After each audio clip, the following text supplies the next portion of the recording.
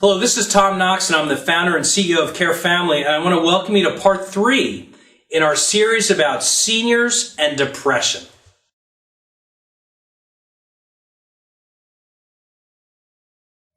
Let's talk about some of the specific care needs of seniors and depression, and the kind of things you may want to arrange for a loved one who you feel like is suffering from depression.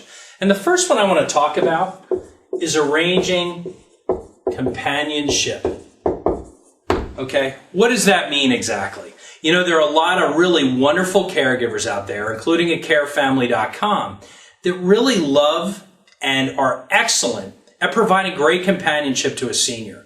You know, oftentimes it's about the clinical nature of things and bathing and hygiene. But boy, it's so important that there is a good bond between the caregiver and the senior. And that right person who can bring up conversations from the past, who can take them to places they want to go, who can create a good relationship and almost a friendship, can take a person who's very depressed and really bring them back to their old self. So you want to look at finding the right companion if possible and make sure that there's things that they like to do together that are kind of put on the care plan. The second is kind of that meal prep, we'll call it, or meal preparation. A lot of times a senior, when they get depressed, we talked about this, won't cook themselves. They revert to kind of frozen dinners or eating cookies out of a box. They don't want to spend the time making themselves a meal and eating alone. But you find with a caregiver, if someone comes over and prepares a meal with them or a family member, and it is prepared and put at the table, they'll eat together. I noticed it with my grandfather.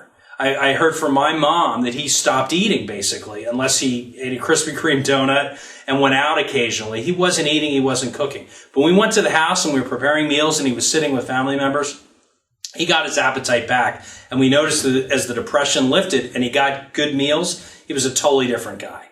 The next is kind of that bathing and even dressing support, the hygiene area. You know, there are a lot of caregivers who are very, very good and trained in giving a safe bath and even working with seniors who become uncomfortable with bathing.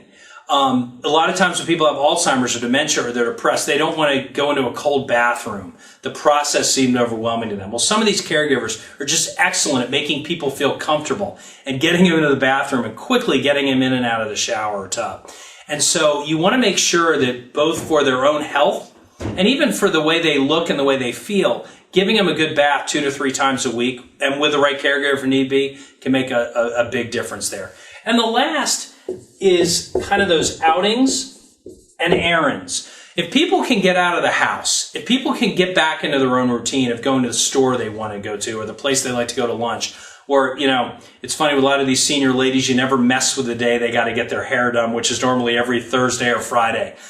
You can see that they won't be as depressed because even though they may have lost their license, they haven't lost their whole lifestyle and their routine. So getting somebody who can do these things like companionship and meal prep and bathing and outings can make all the difference in the world. And as a family member, it can take a lot of burden off your plate and give you a lot of peace of mind.